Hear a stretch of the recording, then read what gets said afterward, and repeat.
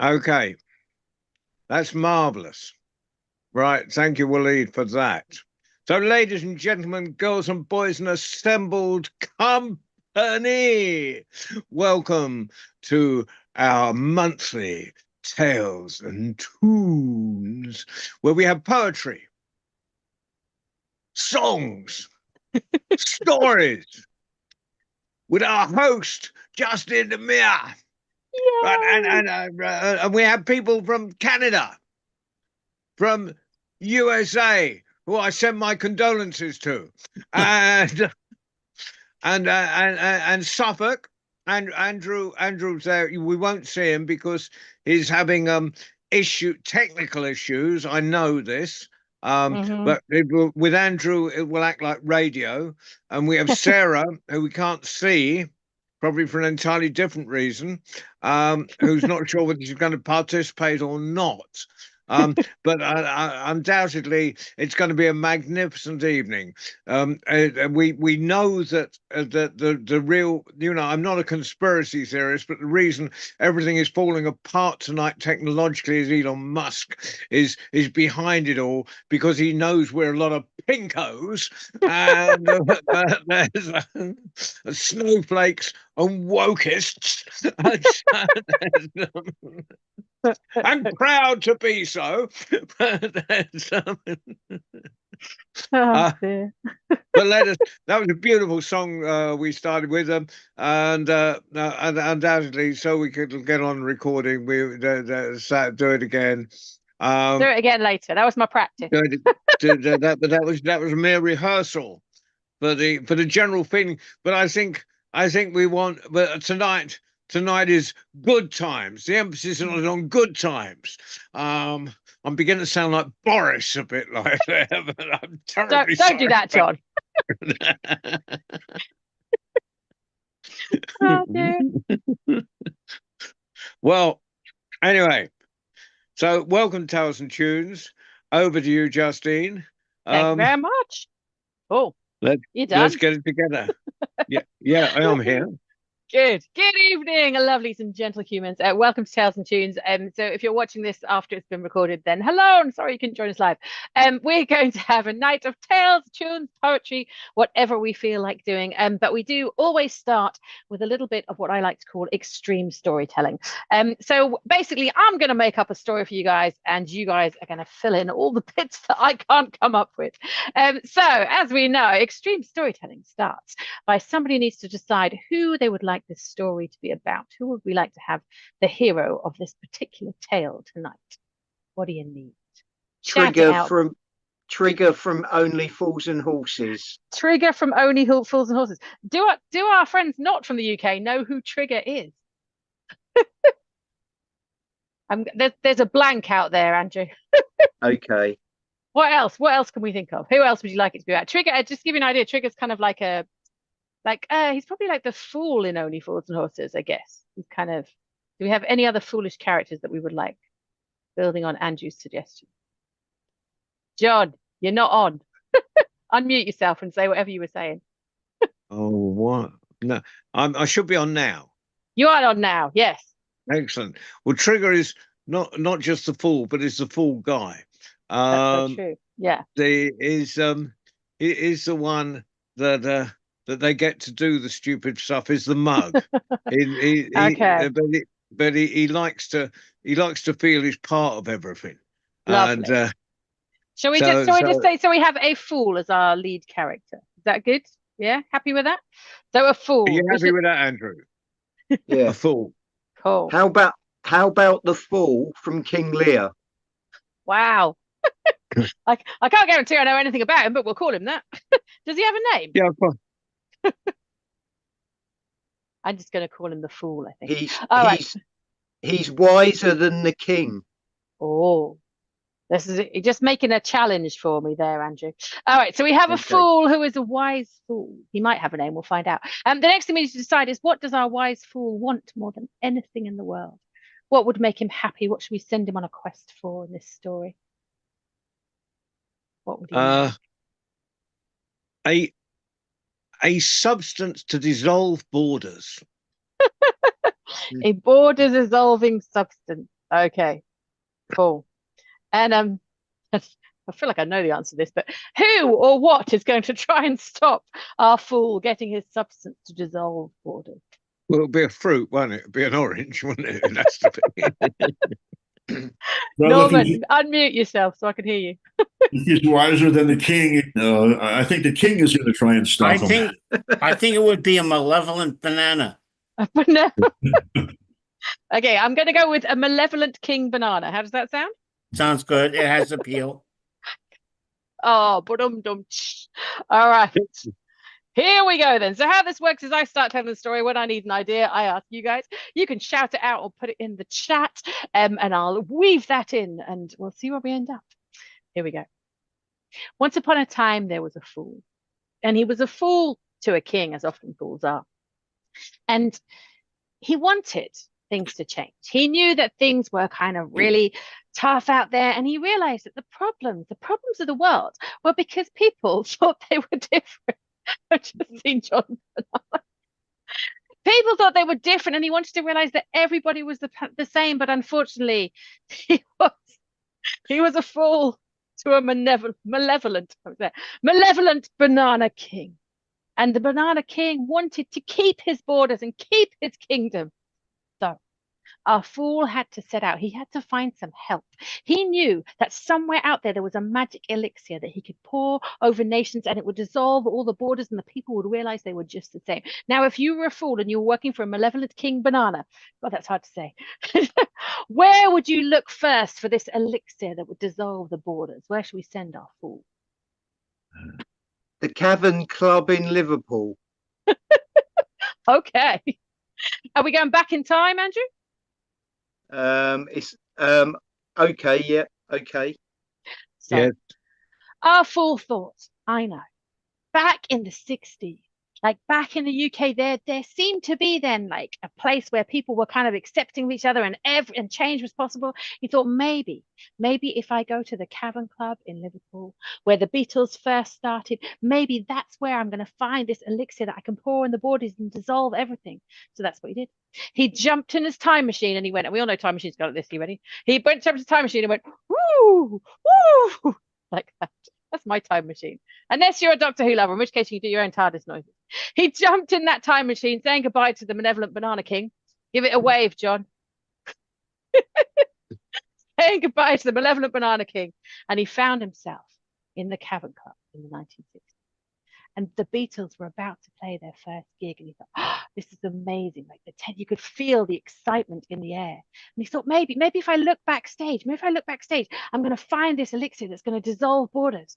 So he did. As the Beatles were playing in the background, he went backstage and he started looking around.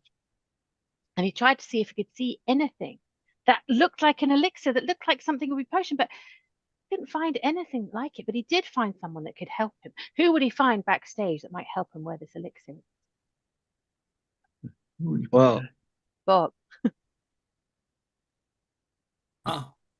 One of the musicians had left behind his granny's recipe book for magic spells and potions. Of course. One of the musicians, I'm going to go with John Lennon. John Lennon had left backstage his grandma's recipe book. And, well, elixirs come from recipes. So the fool looked in the book, and sure enough, it had magic. It had magic potions. And it told him there, sure enough, was the thing that he'd heard of. The elixir that would dissolve borders and make people realize they were all the same. But the ingredients, well, he wasn't going to find them in the 1960s. What do you think he needed for this elixir? What we're going to put in it? What did John Lennon's granny's recipe say? honey. Honey, of course. We need sweetness. So, some honey. What else? What else are you going to find? Some lemons. Some lemons. Honey and lemon go together beautifully. One more thing that's going to make the magic work. We'll go and find it. Jimi Hendrix's guitar strings. And Jimi Hendrix's guitar strings to bring all the discordant stuff together. So that's what he did. He took this recipe book from John Lennon. He left a note to say, I will return the recipe book at any point. And then he jumped back in his time machine. He went, woo! And he went, right, okay, where am I going to look for honey and lemon? If you were a fool looking for the elixir that would dissolve borders and you need honey and lemons, where would you look first? Well, I'd look for beehives in the middle of a lemon grove. Of course, the perfect Very solution. logical. Where are we going to find beehives? We've just come from the UK. I don't know where we're going now. Where has the best honey in the world?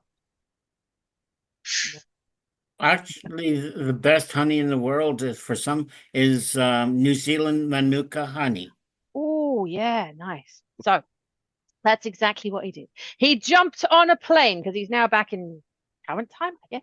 He jumped on a plane and he flew all the way from London all the way to New Zealand. He went via LA because that's the only way I know. So he went up in his plane like this. You can do plane noises if you like. He went all the way, landed in LA, really long stopover. Really long stopover. And then finally he got on the plane. He went until he landed in Auckland. And he landed and he went, well, slightly outside of Auckland. Anyway, and he went down into downtown Auckland, and there they had the most amazing markets. And he looked around, and sure enough, there in the farthest market stall, he found right at the end some Manuka honey. Some beautiful Manuka honey that had been made on Waiheke Island, which is just the most beautiful island. At least it was about 30 years ago when I was there. Anyway, he got this beautiful Manuka honey. And he's like, this is so sweet and so good. It is definitely going to help with this elixir that will dissolve water. So he got the honey. Hang on, but he didn't have any lemons. Where are we going to find lemons? It was supposed to be in the. There was supposed to be in but while he's looking for the honey, while he's carrying the honey, got it. the malevolent banana king flipped off his skin, and while he has the jar of honey in his hand, he slips on the banana skin. Oh no, you see, this is the problem. That malevolent banana king, he'd put little known to the fool, had been following him. He'd followed them all the way back to the cavern. He'd followed him all the way across New Zealand. And there he was, knowing that the fool was getting closer and closer to this elixir. He stood in front of him, ripped off his skin, threw it down. And the fool slipped on the banana skin and just managed to catch the honey. He said, "Malevolent banana king, do you not understand that just your kingdom is not going to save the human race? We need to dissolve all of the things." Banana King said, "No, you must stop now." So the fool had to run. The fool knew he just had Lemon and Jimi Hendrix's guitar strings left. So he ran and he ran and he ran. He ran across Auckland. He ran out into the rest of North Island. And it wasn't long before he came across a beautiful grove of lemons. There were lots of backpackers picking them because that's what they do. Anyway, but the malevolent Banana King, now naked apparently, was running after him. With the fool in front of the malevolent, but before the malevolent Banana King could reach the fool, he managed to grab the lemons. So he now had the lemons, he now had the honey, but he still needed to get Jimi Hendrix's guitar string. So he went back in time. Where should we go? 70? Woodstock? Should we go Woodstock? Was Jimi Hendrix there? I feel like yes, oh, good. Yes. Okay. So it's like, no, we're going to go to Woodstock. We're going to get Jimi Hendrix's guitar string. So he jumped into his time machine, and the time machine started going, woo! And the banana was just hanging on as he was going through time. And they both landed at Woodstock together. So it was a race to the finish between the fool with his honey and his lemon and the malevolent, I can't even say it, the malevolent Banana King, both running towards Jimi Hendrix as he was playing on stage. And Jimi Hendrix was playing more and more and more frantically until finally he managed to snap a string. The fool was ready. The fool flew towards him and grabbed the string, but the banana was ready and somehow, even though it didn't have opposable thumbs, managed to grab the other end of the string. And the banana and the fool were pulling backwards and forwards and backwards and forwards and backwards and forwards. But you see, bananas are soft. And the banana eventually split in two. That was the end of him. I love the visual, eh?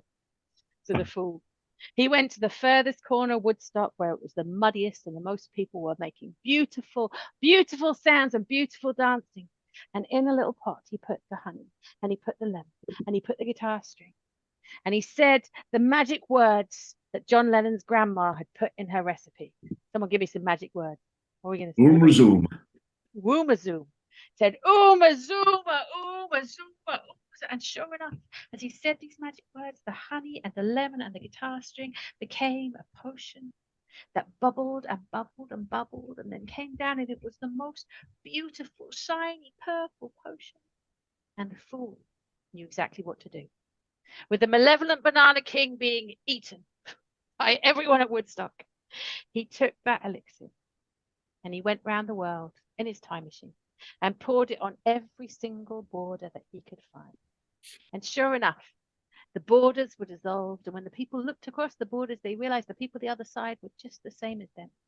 And as they got to know each other, they realized they had the same wants and the same dreams. And so without those borders, all the people, including the fool, but not the malevolent Banana King, lived happily ever after. The end. Thank you so much. That's so cool. I love that you had a banana ready, John. That's great. Alrighty. Bob, are you ready to do the first story? Do you want to? I think my story is not the right story to be the first story, but I'm happy to go anywhere afterwards. Okay. Norman, what do you reckon?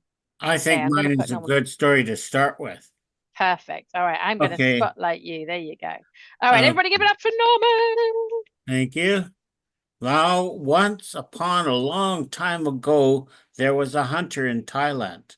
Now, this story comes from Thailand, and I heard it from Dan Yashinsky, who got it from some American storytellers, and it traveled along until I heard it from Dan, and now I'm telling it to you. So once there was a hunter, a great and powerful hunter. He had a bow and arrows and a knife, and he would go into the forest not to hunt, not for food or for clothing. No, he just went hunting for fun. And he would, with his bows and arrows, he would shoot the animals. He would even shoot arrows at the bugs for target practice. In short, he gave the forest creatures a lot of trouble. And soon they began to leave one by one by one, until one day the hunter went into that forest and it was quiet. You couldn't hear anything, not even a bug buzzing. And so he went deeper and deeper and deeper and deeper and deeper into the forest. You know what happens when people go deep into the forest? They find things. And in this case, he found a clearing. And in the middle of that clearing, there was a huge, ginormous tree. And that huge tree, sitting on a little branch, was a tiny little yellow bird. And as soon as the little yellow bird saw the hunter, it stared at the hunter. It winked at the hunter, and it went, "Nya, nya, nya, nya, nya." Hunter was angry. "You can't insult me like that. That's what children say to each other in the playground. And you can't make fun of me." And so the hunter took out an arrow. He put it in his bow. He drew it back. And he let go of that arrow. And he shot that little yellow bird right through the heart. But that's not the end of the story. For you see, when he went over to pull out the arrow, as soon as he touched it, the little yellow bird opened up both of its bright eyes, stared at the hunter, winked at the hunter, and went, "Nya, nya, nya, nya, nya." The hunter was furious. He took the little yellow bird and he broke it up into a whole bunch of little pieces. And he scattered them around in a big circle. And he said, "That's the end of that little yellow bird." But as soon as he said that, from every single piece of little yellow bird he heard, louder than ever, "Nya, nya, nya, nya, nya." The hunter was furious, and he turned red, and he gathered up every single piece of little yellow bird, and he dug down into the earth and buried that little yellow bird deep, deep, deep. And he said, "That's the end of that little yellow bird." But as soon as he finished saying that, from deep inside the earth, very faintly, but very clearly, he heard,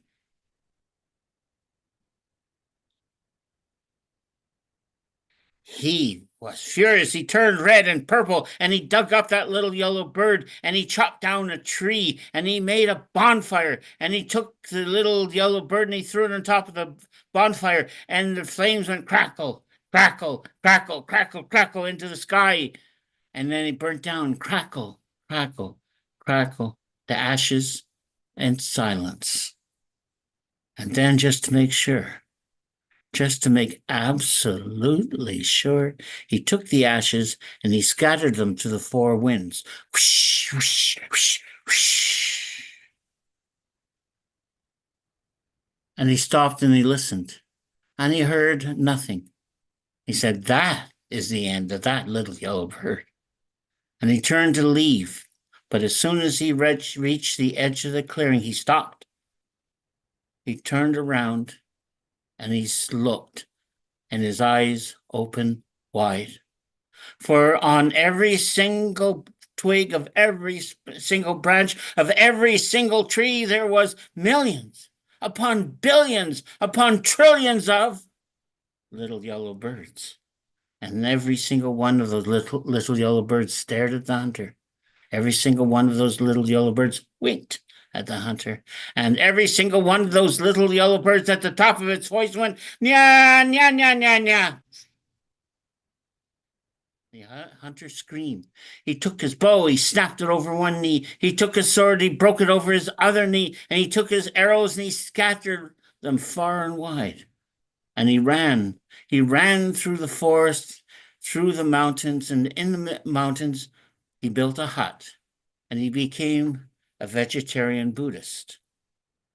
And he said to all the people who came by, "Be kind to the animals. Be kind to the birds. Especially be kind to the little yellow birds." And that's the story as I tell it. I've told it to you.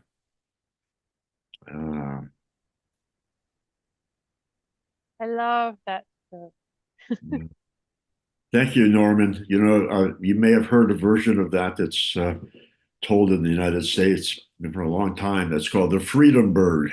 Yeah, Yes. that's how I know it, the freedom bird. Yeah, I don't give it a name. Finally. I don't give it a name for my purpose, for my reasons, but it's in a book called Participation Stories by Holt, David Holt, if they want to look it up. But for me, I sometimes end it with you cannot burn, bury, or break a good idea. And Yeah. So, wow. so Thank you, anyways, Norman. I told that for you, okay? Thank you, Norman. I thoroughly enjoyed that. Thank you. That was I love telling lovely. it. And Yeah. now, one thing for the recipe for the telling of this tale, if you can get a crowd of as many kids as you can to join in and get them to, they'll join in, and Yeah. then wait for the teachers to comment if you can meet them. They said the kids were in the schoolyard for weeks afterwards. Yeah. Just Okay. sing it away. Thank you, Norman. Okay, next up we're going to have Andrew and his poetry. Are you ready, Andrew? Yeah, I'm ready, Justine. Thank you. Cool. I won't spotlight you because it's not a picture, so we can just look at each other.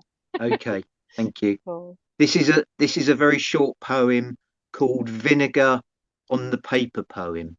Vinegar on the Paper Poem. The way you gaze at me with eyes deep as seas reminds me why with fish I love salty, mushy peas.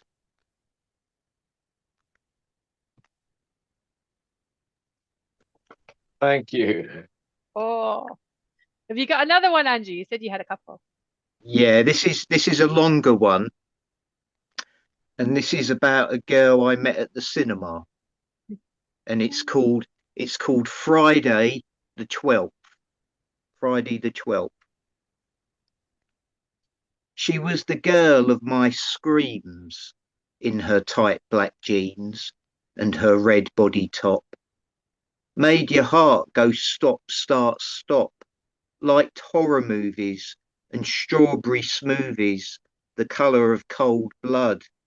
Frozen in the back seat, watching the meat, my nerves going thud. When we kissed, she bit my lip. I made some quip about agitation. She surmised it was her serial thriller's sexual frustration. I walked her home alone. She threw me on the deck, caressed my neck. She had a look in her eye. I didn't want to die too goddamn quick. It was that old trick. The sun came the next morning, her face pale without warning. She seemed drained. I'm a nighttime person. she explained. I left before lunch, the gravel going crunch. She phoned me in the evening. I could sixth sense her breathing coming down the line. I'll love you till the end of time. She uttered these facts. I had to fly, couldn't relax. When I met the in-laws, the dog had fangs and the cat great claws. It was a long night filled with fright. We played a game of chess, then put it to rest. Now our hearts are run, and Friday's fun, playing hide and seek, watching the meek at the horror movies, sucking on strawberry smoothies, the colour of cold blood, their hearts going thud, thud, thud. Mm. Oh, Halloween vibes. Love it. Thank you, Andrew. Thank That you. was great. Love it. Thank you. Okay. Bob, are you ready? Let me ask you to unmute first of all. All right, I guess I am. I'm going to just share a very short tale that my father's first cousin, Leon Candidas, wrote way back in the 1940s. And I've never told it before, but waking up in the United States today, this story has been banging around my head. So I thought I'd share it. So I grew up in a little town called Pomona, New York. Pomona, as some of you know, is the goddess of fruit. Pomona is in Rockland County. And right in my backyard, there were rocks and stone walls and 100-year-old apple trees. This is called rocks into fruit. So there are many things that you can do with a rock. There are rocks all around us. There are rocks in the bottom of streams. There are rocks in walls. There are rocks in buildings. What can you do with a rock? Well, you can build a wall to keep others out or yourself in. You can build a cathedral with that. You can chip away at that rock and make a spear point and throw it. You can pick up that rock. You can bust down a door with it. You can hold it in your hand. You can chuck it at somebody's head. But what would we do with a rock? What would you do with a rock? You could take that rock and you could grind it and grind it and grind it for however long it takes until that rock was a pile of dust. And then you could take that pile of dust and you could take a seed. And you could plant that seed in that pile of dust that came from that rock. You could water it, and the seed might sprout, but then it would die. And so you would plant another seed, and you would water it, and you would give it sunlight, and it would sprout, and it would die. And you could do that again and again and again, planting seeds, caring for it, watching them sprout, and watching them die. But then, after a time, you could gather all those dead sprouts, and you would have just enough organic matter to grind up and mix with that dust. And you'd plant another seed and water it, and that seed would sprout, and it would begin to grow. And you might plant another seed and another seed and another seed, and those little plants would grow for a while, and perhaps they too would die. But now you would have enough organic material in the soil, and you would plant the seed, and it would sprout, and you would care for it, and it would grow. It would grow into a fruit tree, and that fruit would ripen, and perhaps fall to the ground, or you would pick up that fruit, maybe an apple, and your friends would come by and say, "Where did this apple come from?"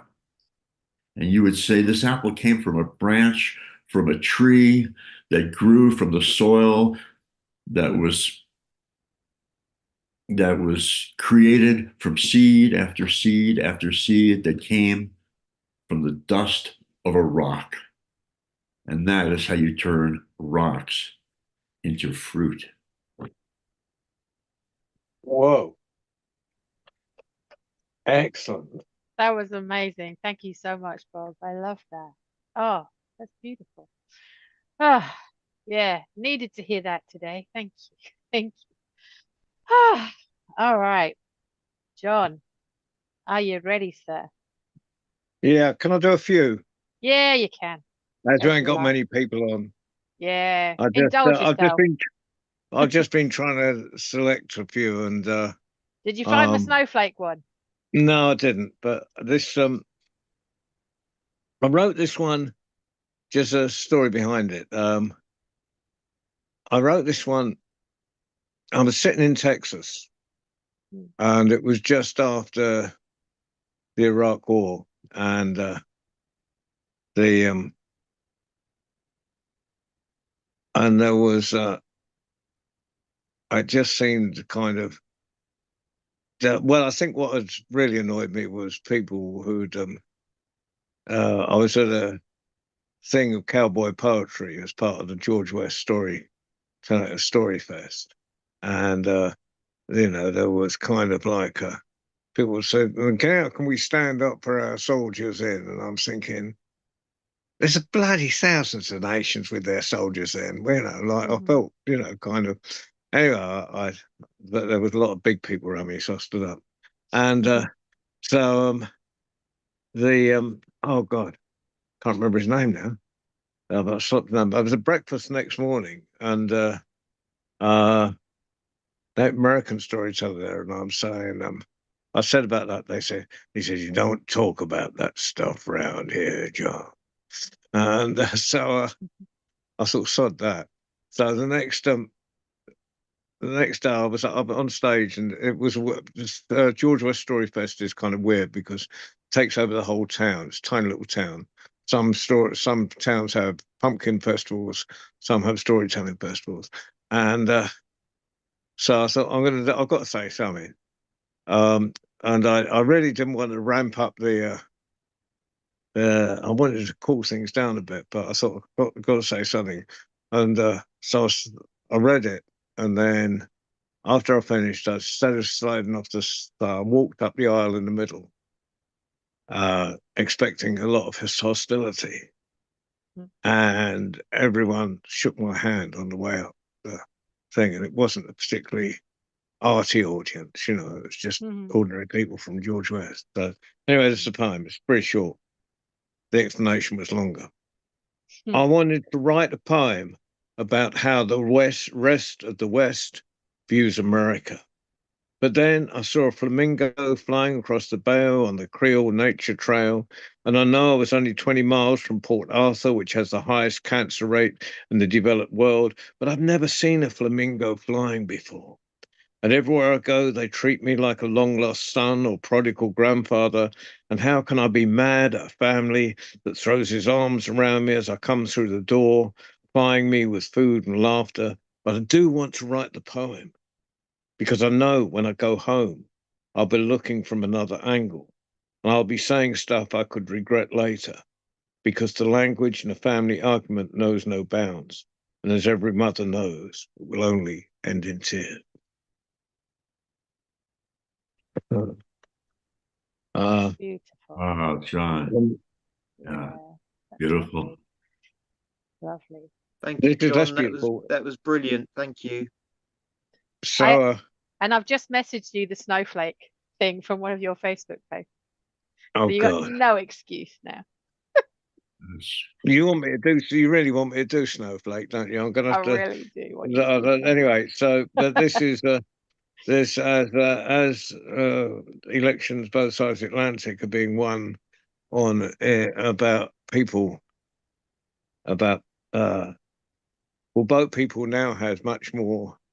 I wrote this during the Vietnamese boat people that were coming over, but it's now dingus to here, but it's the same paranoia. Mine is a seafarer's history, and my heart, like the dead of pirate ships and clippers, is carved from oak. Numbed by the Atlantic crossing and an Arctic chill, I've long since lost all feeling. I'm the carrier, spreading my human cargo across the earth and my diseases in the forests of ancient civilizations. I've taken the boat people on my rafts and have abandoned them on Ellis Island. Press ganged as a child and tied to the mast in the service of a king speaking the language of the mainland, I learned to despise the huddled masses, puking up their trials on the wave-washed decks. I taught them well, and they have erased me from their memories. Cold as their teacher, they act like they came by horse and carriage, talk of economic refugees, and look with astonishment at the ragged families clinging to a makeshift raft and the helmsman who steers a passage between the Coast Guard and the beach. Without a glimmer of recognition, they change channels, while I take my 30 pieces of silver and spend them in the whorehouses of Babylon.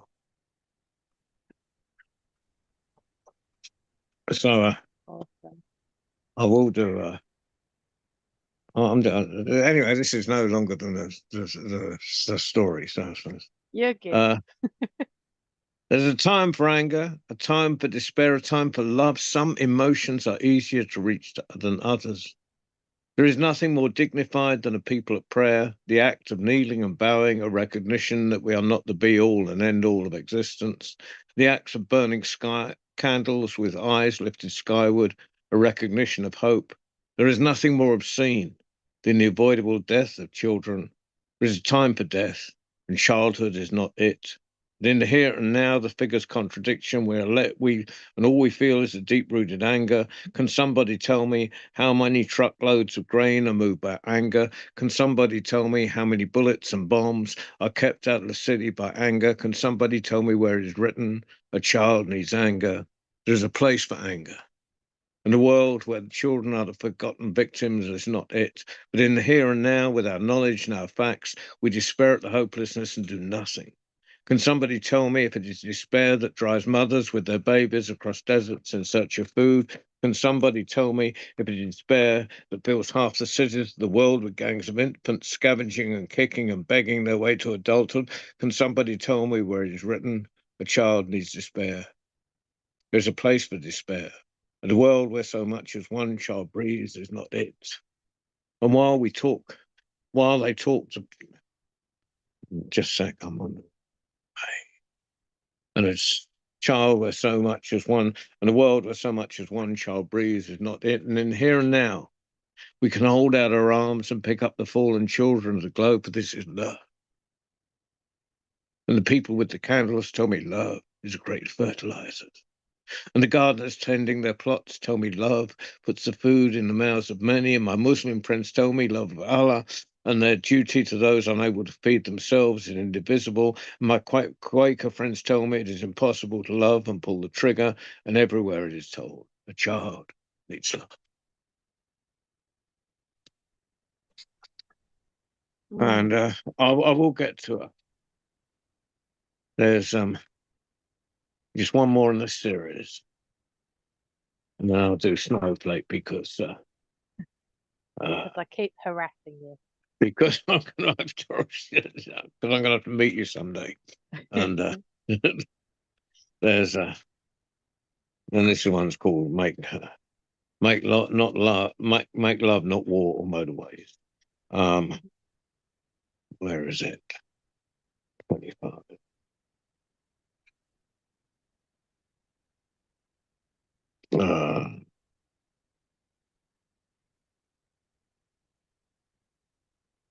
Got it. You can tell me it's about black and white till you're red in the face, and you can tell me about your race, but I can't stand the pace of misdirected hatred. Besides, I have a dread of misread history. You can tell me it's about Catholic and Protestant, Muslim and Jew, me and you till you turn blue, but that does not make it true. There's not much left that hasn't been stolen. The stomach getting swollen all over does not mean everyone we don't know is living in clover. That is not to deny the cry of the dispossessed and oppressed. But if we wring our hands in despair, it doesn't matter how much we care. All we do is weep and leave others to drown our sorrow. Hold hands and we can circle the hills of Palestine, the villages of Kurdistan, till governments and companies are not part of the scheme and the obscene becomes obsolete. But for that, we need a new beat, one that does not come from the city, the brokers, the jokers, the chokers with multinational greed and pollution. For them, there will be no absolution, but they're abstract, outside time and conceptually flawed, at odds with the simplicity of trees and the source to plowshare philosophy that suits me, where we're all free to make love, to make love, to make love to whoever we want, wherever we want, whoever wants us. And now I'm going to have to find the snowflake thing. I can do this. You can do it. All right. So you just messaged me in I put it on in Messenger. my. I messaged you Messenger. your post with it on. Oh God. Right. I'm There's such no a hard escape. taskmaster. You are indeed. Here we go. Messenger. Mike. Got it. You got it? Nah. Hold on. Yeah. Sent an attachment. Proud to be a snowflake. Proud to be a snowflake. Unique. An intricate part of the whole, forever changing. I'm reborn over and over. Tread on me and I'll stick to the sole of your boot, becoming a puddle inside your house. Sweep me and my friends away, and and my close ally, the wind, will pile us up further down the road, attack us with heat, and we'll rise up and wait for months to fall on you. I'm proud to be a snowflake, knowing people dream of me coming like Papa Noel at Christmas. Ironic, isn't it? That pale supremacists fling it at us as an insult. There you go. So you happy now? You happy I'm now? happy now. Am I John, forgiven? Yeah. John, Yeah. can you email me that snowflake poem, please? Yeah. Now I've got it back. I've Do set a you trend know my now. email? John, email that to me too, please. Don't See, forget. look, it was worth it. Sorry. That was a bit. That was almost like poetry set. I apologise, but I just felt like. No, it's beautiful. The ironic thing is that you write them and then you hope they go out of date and they don't. No, that is the worrying thing, isn't it? Shall we? Shall I do my Dolly Parton song so that it's recorded this time? I think and then you we should. can we can go around again, can't we? Yeah. Okay. Yeah. Cool. Right. Let me just see. I printed out the chords. I'm singing this. If anyone happens to be in Suffolk, which probably none of you are, but on Friday, I have a gig. Which I'm getting to sing all the songs that I love, and this is one of them. But I'm only playing with a keyboard player, so I didn't actually know the chords. That's why I'm looking down, because I know the words, not necessarily the chords. I've realized I need to change what I'm doing. So hold on a second. This needs to go off.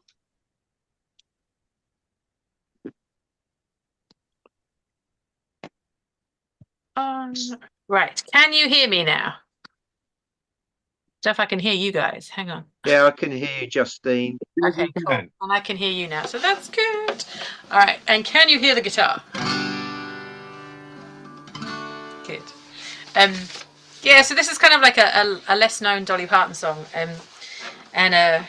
yeah, it's like a love song to women. If you ever go to watch the video, it's really beautiful because it's just like kind of loads of different women from kind of film and life, and yeah, I think she originally wrote it for a film and then it didn't get used in the film. I can't remember which one it was, but anyway, she is one of the most fabulous songwriters of all time. So this is kind of, yeah, I guess it's for all the women in America right now and for America generally.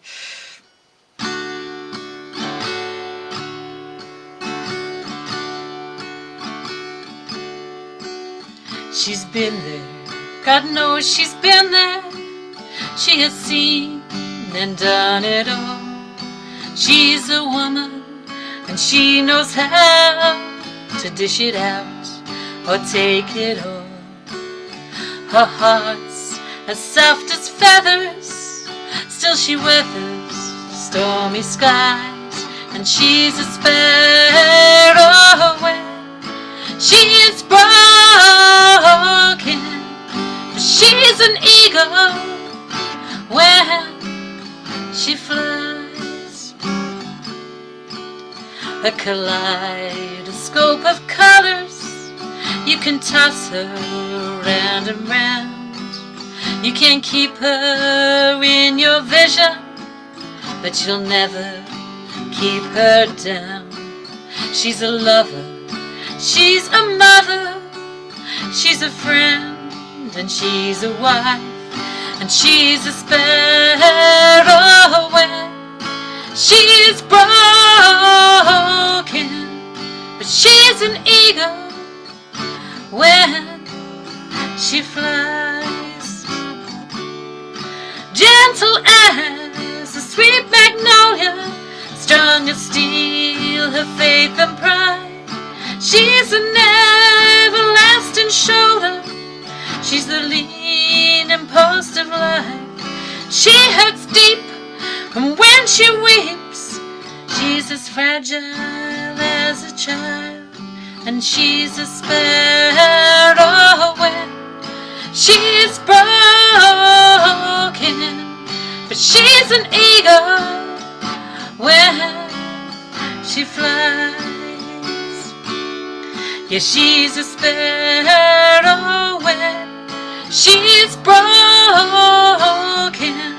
but she's an eagle when she flies. Yes, Lord, she's an eagle when she flies. Ah, Thank you. Thank you, Dolly. Beautiful. Thank you, Justin. That was excellent. Thank you. Oh, you're welcome. Right, it's going to take me a little minute to get my headphones back on, so I might just Norman, have you got another story for us? Can we go around again? Oh, unmute yourself so I know whether you're saying yes or no. Was that a Norman's yes? always got a story. Hang on. Yeah, Norman never doesn't have a story, it's true. There you are. Okay, then I told this one to Despina a couple days ago, so it's still fresh in my mind. So All right. when they say you've got a story, well, I'm not rummaging around like I usually do. Now, but a little bit of background. When I was at the Sparrow Garden and children were making up stories on the Story Stone, one of their favorite figures to choose was a babushka doll, a little figure that would play. And once there was and invariably it was, once there was an old woman living in the forest. And then there'd be different kinds of stories. I've forgotten most of them, but this one is another old woman of the forest tale. Once a long time ago, near a village, there was an old woman who lived in the forest. She was very wise in knowledge of the herbs and plants and the animals and creatures of the forest. And with the herbs and plants, she made medicines that were for the people of the village. And she also tended to the animals as well, because many times they would come in with wounds or illnesses that she would help them with.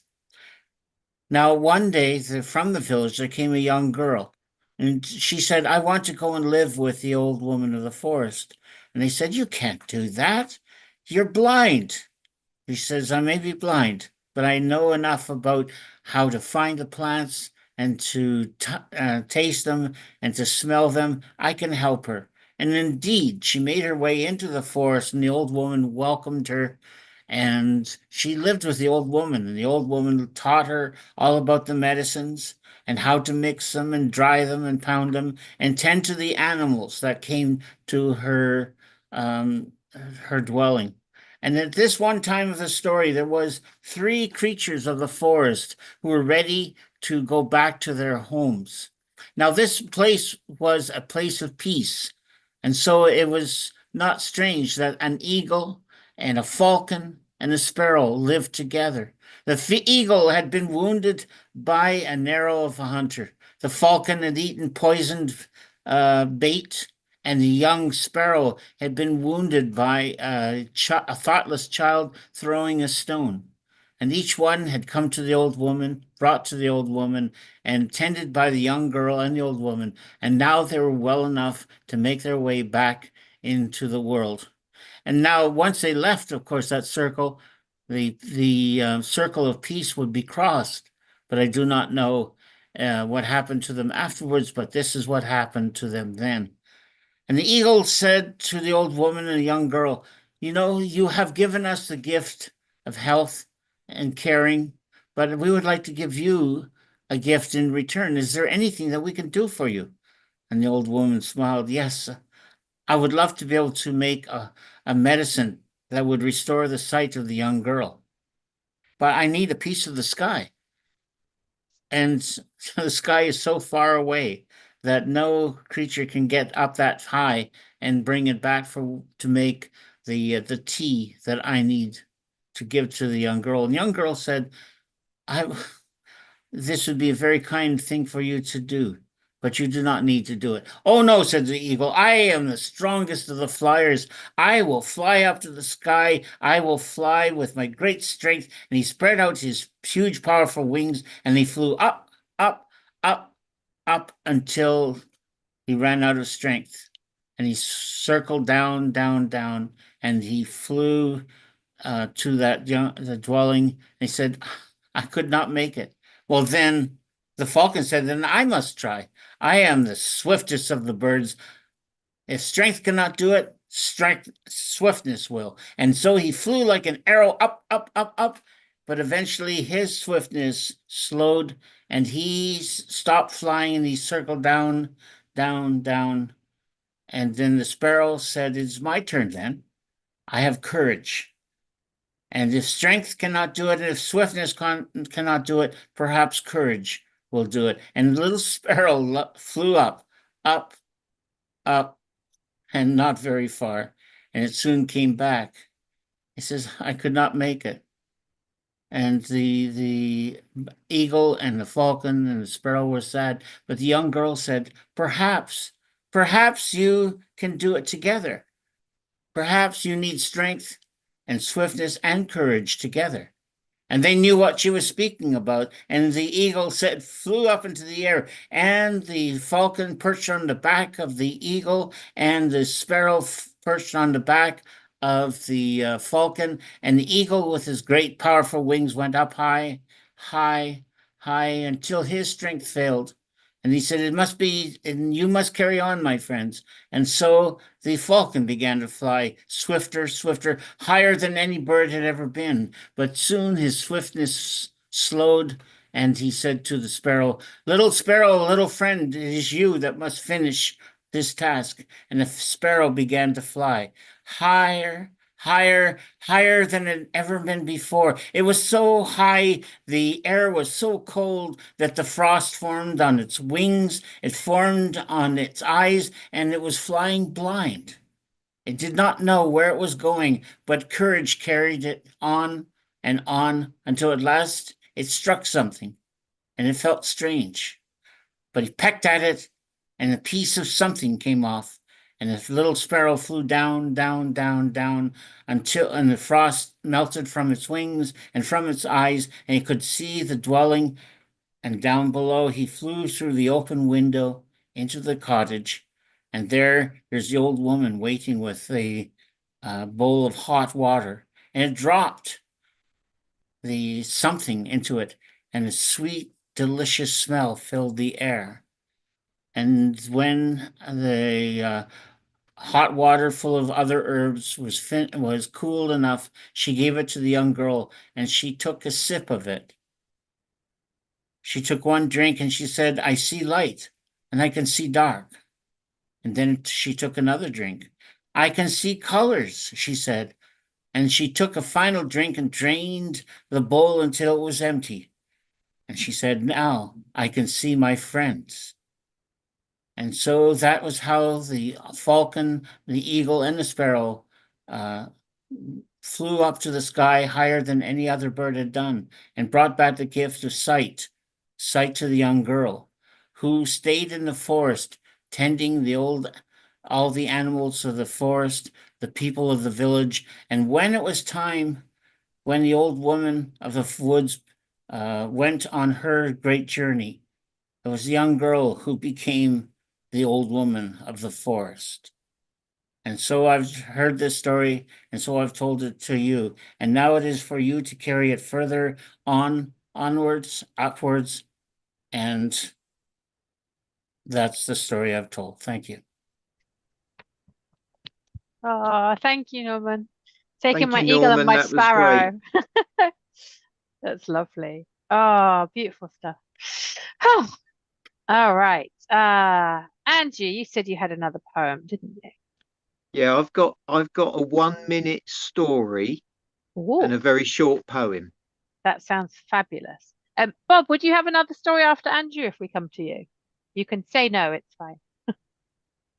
I'm going to stay for Andrew's story, but I'm going to have to leave. This was unplanned and tonic for me and for my spirit. So thank you, everybody. So No after problem your at story, all. I'm going to sign off. Thank you, Bob. It's been lovely to see you. All right, let's hand over to Andrew for his story and his poem. Off you go, Okay, Andrew. this is the story first. Very short story. I first became a comedian when I saw a vacancy for one at our local job centre. The position was working at a nightclub. When I rang the nightclub to ask how much they were going to pay, I replied, "You're having a laugh, aren't you?"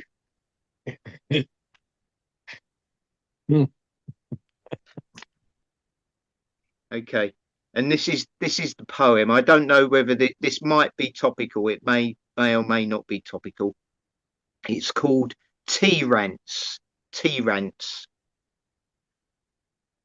My uncle Stan, who looked like Stalin, liked the taste of tea. Yet the two mustachioed men weren't alike. One was a teetotaler, the other a teetotalitarianist.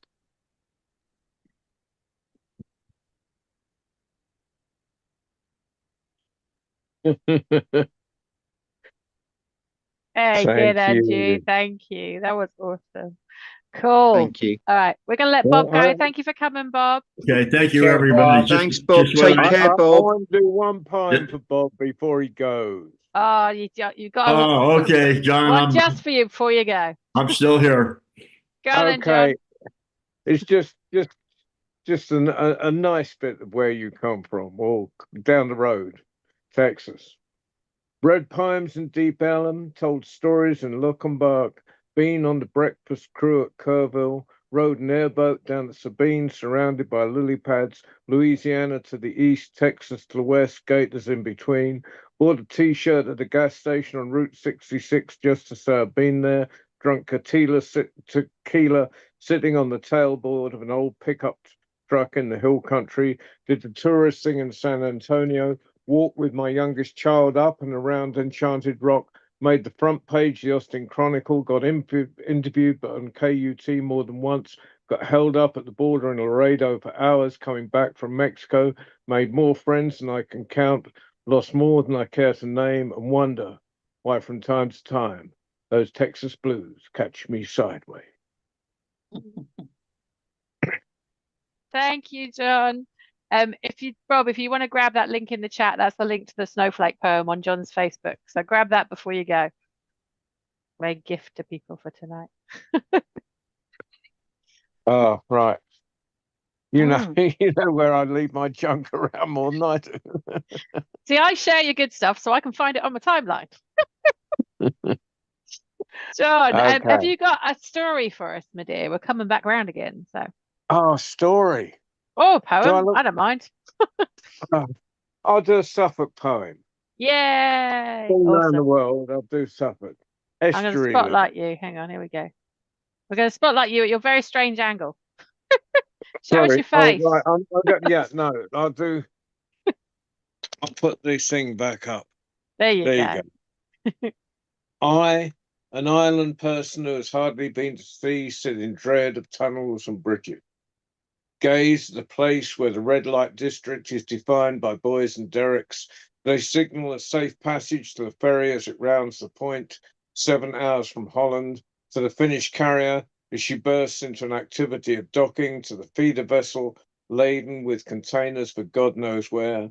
I, a spectator now, see the lights on the foreshore as if they burn only for lovers and poets and ship-eating families taking a last look at the place where cultures end.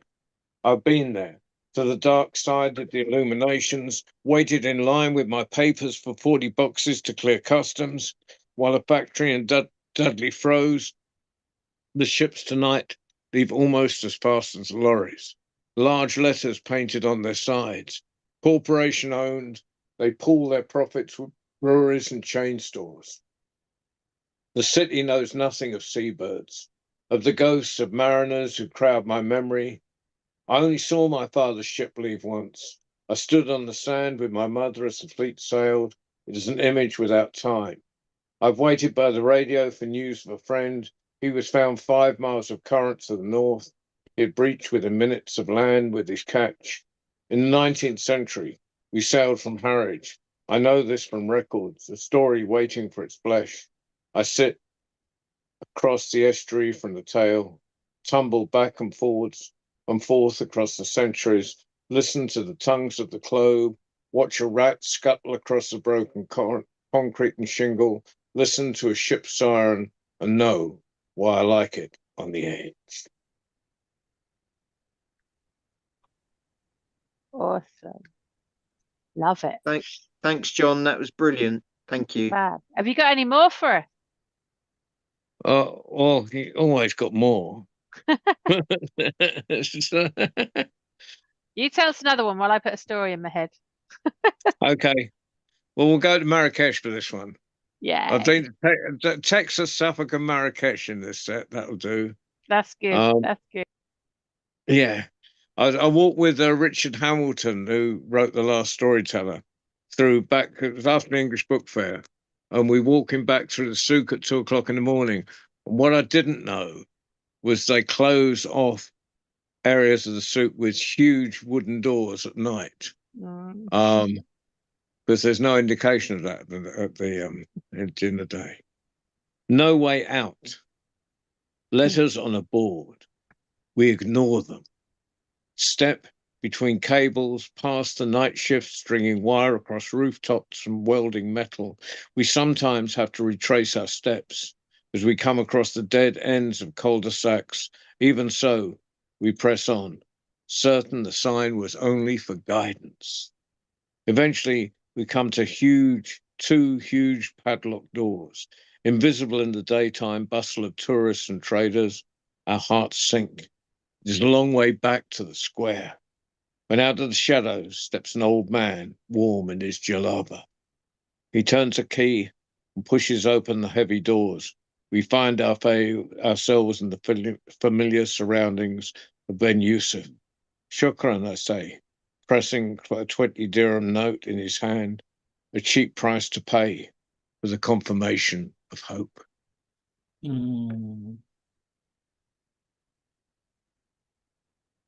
Well, I've taken you around the world. I've got a bit of Pompeii in there if we want that. Got a bit of everything. Yeah, well, you know. Shall I tell a tale? I feel like I haven't told a. No, I think you should tell a tale. Yeah, I don't know what to tell. Hang on, let me just unspotlight you, my dear. Come on, how to do that? No, I think you're spotlighted forever. Oh no, there you are. Okay. What shall I do? A Suffolk story? What do we think? Should we go with a bit of a Suffolk story? I think a bit of Suffolk. Don't know. Explore right. your roots, Will. What shall I? Well, do you know what? I might do. Let's get violent. Should we have a bit of Black Dogger-Bungee? Haven't done that for a while. Oh yeah. Yeah, let's go for that. Maybe I did that last time. Did I do Black Dogger-Bungee last time, Norman? You were here. I don't know.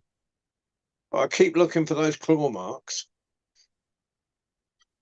I'll just tell it again. Important to repeat your greatest hits, isn't it? All right, hang on. Let me spotlight myself. There we go. I feel like I did do Black Dogger-Bungee because I did it just before I told it. So maybe I'll do Wild Man instead. Are we good with Wild Man? I feel like we were in the sea, so maybe we should stay in the sea. Yeah, we'll go move up the coast a bit from where I Let's did move the up the last coast a bit. Let's go Orford. Okay. Let me remember where it starts. Okay. It was the year 1167. And at the end of the quay at Orford, the fisherman stood. And the oldest of the fishermen, old Bill, he looked out to sea, and he said, "That's a rum old morning." And it was. It was strange and it was misty, but the other fisherman just said, "Come on, Bill, get in your boat." So Bill looked away from the horizon and he went back to his boat, and the fishermen got in their little boats and they went all the way out to the fishing grounds past the spit of Orford Ness. And they all started throwing out their fishing nets. And in Bill's boat, they threw out the net and they waited the appointed time and then hauled it back in again. For the first catch, there wasn't enough fish, not enough to justify going home. So they took the net again, threw it out, waited the appointed time, hauled it back in again. Still not enough to take home. And so Bill said, "One more time, boys." Threw out that net and they waited just a little longer this time. And then when they hauled it back in again, they could feel the weight of this catch coming in closer and closer and closer. And all of the fishermen together pulled it over and landed the catch at the bottom of the boat. And when they turned around, they went, "What blooming heck's that?" It's there at the bottom of the boat. There was a man. A wild man. He had no hair on his head and hair all over his body, and he was just lying in the bottom of the boat, just staring up at them. And all the fishermen stared down at him. And then everybody stared at Bill. And Bill said, "Well, that's our catch. That's what we're taking home." And so they covered him up in a sailcloth. And they made their way home. And when they got back to the quayside, the other two fishing boats that had gone out with them were already there, already unloading their catch. And the villagers were standing at the edge of the quay to see what Bill's boat would bring in. And as it came closer, he said, "Bill, what are you hiding your catch under the sailcloth for?" And he said, "You'll see." And so he pulled up alongside the stone quay at Orford. And all the villagers peered over to see what was going on. And when they were all looking, he pulled back the sailcloth. And they all went, "What the heck's that?" Because there was the man, still there. Someone helped him to his feet. And as he stood up and he made his way out of the boat, and he started shuffling like this along the quayside and up those stone steps, still there to this day. And eventually, he was stood on the quayside and the villagers made a circle round him. One of them said, "What's your name?" No reply. Another one said, "Where'd you come from?" But the wild man, he just stared at them. And then somebody had thought to pocket a fish. I don't know why. And so they took the fish and thought, well, maybe he's hungry. So they threw it up and he caught it out of the air and he squeezed all of the guts out of it and then ate it in one go. And all the villagers went, "Oh." And they looked at Bill and they said, "What are we going to do with him?" And Bill said, "Well, we caught him on the governor's land, so we should take him to the governor." Now, the governor was one Bartholomew de Glanville, who'd been given the castle of Orford and all the lands looked after by Henry II. And he lived in Orford Castle. So Bill and the villagers took the wild man all the way, shuffling through the streets with the strange walk that he had, all the way up to the castle wall, which isn't there to this day. But they knocked on the big oak door in the castle wall. And the door opened with a creak. And there was the guard. The guard said, "Yeah, what do you want?" He'd come down from London with the king. And he said, and Bill said, "We caught this here wild man on the governor's lands and we thought that maybe, we should take him to the governor." The guard said, "All right then." And so they went through the castle gate, through that castle wall until they came to the keep that still stands to this day. And they made their way up, the villagers and the wild man, up those stone steps, very narrow. Be careful if you go that way. And they came to the door and they knocked on that door again. And the next guard opened. That's the door, not the guard. And the guard said, yeah, what do you want? He was the brother of the previous one. And his brother said to him, these villagers here, they've brought this wild man with them. And he said, all right, then I'll go and tell the governor. And he went inside to that round room where you come into if you visit Orford Castle today. And there, on the other side of the room, was sat Bartholomew de Glanville. And the guard said to him, villagers are here, they've got this dear wild man for you. And Bartholomew de Glanville said, oh, how wonderfully entertaining. I was terribly bored. Bring them in. So everyone shuffles in and makes their way around that round room. And someone pushes the wild man, so he's standing in the center. And de Glanville says to the wild man, so what's your name? And the wild man, he just stares. And de Glanville says, well, where'd you come from? And the wild man just stares. And then de Glanville addresses the villagers and says, does he do anything? And one of the villagers has brought a fish with him. Strange man carrying fish in his pockets, but anyway, he throws up the fish. And the wild man once again catches it out of the air, squeezes all the juices and all the guts out of it and eats it in one gulp. Glanville says, oh, that is so entertaining. Thank you so much. I will keep him. Now off you go, peasant. And so the villagers, they shuffle out one by one, Bill being the last. Well, from then on, the wild man lives in the castle. He's given a beautiful chaise longue to sleep on at night, and he's given the run of the castle. He can go up to the ramparts, he can go down to the galley, he can go wherever he wants to go. And he's pretty happy. And de Glanville's happy because he's keeping himself entertained, got some company. But the people that aren't happy are the people that work in the castle. And they complain about that wild man when they go down the pub at night. The maid says, oh, do you know what? I was cleaning, right? I was cleaning with them some, just cleaning water, just like trying to get the floor clean. He comes along with them shuffling feet of his, kicks over that bucket. I've got to start all over again. Whole place soaked. The cook says, you think that's bad? You think that's bad? I was making the master's dinner the other night. I was there. I've got this beautiful steak ready for him, laid out. He comes down, raw steak, squeezes all the blood out of it, eats it one go. I've got to start again. And then someone, and no one really remembers who, says, well, it's not right, is it? It's not right that, if he can't talk, then he can't say his prayers, can he? And if he can't say his prayers, then he's not God's work, is he? And if he's not God's work, he's got no right being in the king's castle. You see, the thing is, once someone starts a rumor like that, it's not long before everyone starts to worry. Everyone starts to get paranoid. And you see, they know that they can't say anything to de Glanville because the wild man is under his protection. So they wait. They wait until de Glanville goes to London to visit the king. And then that very night, when the wild man is sleeping peacefully in his bed, those servants come for him. And they pull him out of his bed and they tie him to a chair and they start shouting at him. They say, what's your name? Where'd you come from? And the wild man just stares. They keep going. What's your name? Where do you come from? Say your prayers. And the wild man still says nothing, just stares at them. And when he won't answer them, they start beating him and beating him. But still he doesn't answer.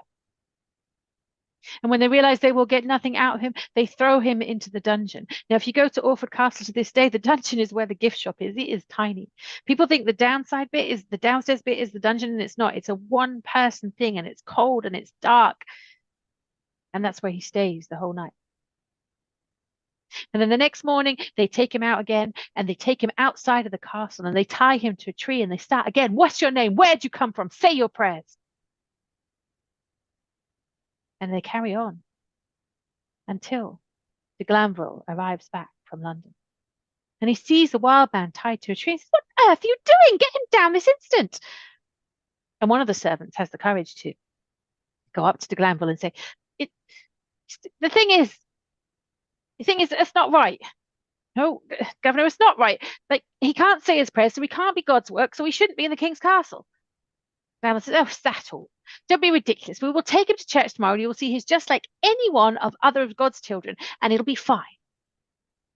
So the servants are forced to take down the wild man and they tend to his wounds. And the very next day, he's paraded through the streets of Orford until they get to St. Matthew's Church. And to Glanville's party, they go into the church and they shuffle into the pews, and the wild man shuffles into the pew next to them. And they all sit down and they wait for the priest to come. And the priest arrives and he begins his sermon. Dearly beloved, we are gathered here. And you know, it's the most boring sermon that anyone has ever heard, ever. And every single person in that church wishes that they could just get up and walk out because it is so dull. And the only one that doesn't know he shouldn't is the wild man. So he does what everyone else wants to do. He stands up, he shuffles out of that pew, and he makes his way back to the castle. Well, unfortunately, the servants now see this as proof of what they thought. And they go to Glanville and say, see, he is not of God's work. He must be out of the castle. And so de Glanville reaches a compromise. He agrees that a net will be made in the moat to make an enclosure for the wild man. So the wild man can be in the water that he loves, and everybody in the castle will be safe and happy. So that's what they do. They get the fisherman that found him to make a net, and they sink it into the moat, and then when it's ready, de Glanville walks with the wild man down to the moat. He says, you see, friend, this will be where you live, and I will come and visit you, and you'll have all the food, everything you need will be here. You'll just live here. And the wild man looks at de Glanville and looks at the water and dives in. And he dives in, he starts swimming backwards and forwards, and the servants are happy that he's staying there. They drift away. And eventually de Glanville drifts away. And as soon as no one's looking, the wild man dives underneath the water. And no one knows how, but he escapes from the net and is never seen at the castle again. Some say that he turns up in the fisherman's net a few more times. Some people say that he even went to live with the fisherman for some years. But one thing they all do agree in Orford is the very last time he was seen, he was stood on the end of the spit at Orford Ness. And they say he took one long look back to the castle and one long look out to sea. And then with the most beautiful, graceful dive you've ever seen, he disappeared under the waves and was never seen or heard from again. And there ends my tale. Thank you. Thank you, Justine. That was brilliant. Thank you. That was a wonderful telling of it. I love that story. I've told it so many times. And yeah, if you want to know my connection with it, if you look on Amy Douglas has an amazing podcast called Taking the Tradition On, and I did a kind of interview with her about like why that's a soul story for me and what it means to me and stuff. So yeah, if you look in the kind of look up Amy Douglas and Taking the Tradition On, you'll find kind of a telling of that and kind of why it means so much to me. That's just quite a treat to tell it. We have? It's been a really good night. Has anyone got anything else they want to share before we head off? Yes, I've got something to share. Cool, go for it. Okay, this is three perspectives on an old tale. The man was wandering along the country when he came across a question. The question was, how many agony aunts does it take to change a light bulb? The answer was 2. One to counsel the light bulb that's staying, and one to counsel the light bulb that's going.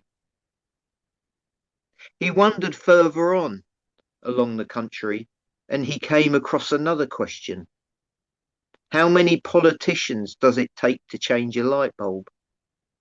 He found out the answer was, they cannot change the light bulb.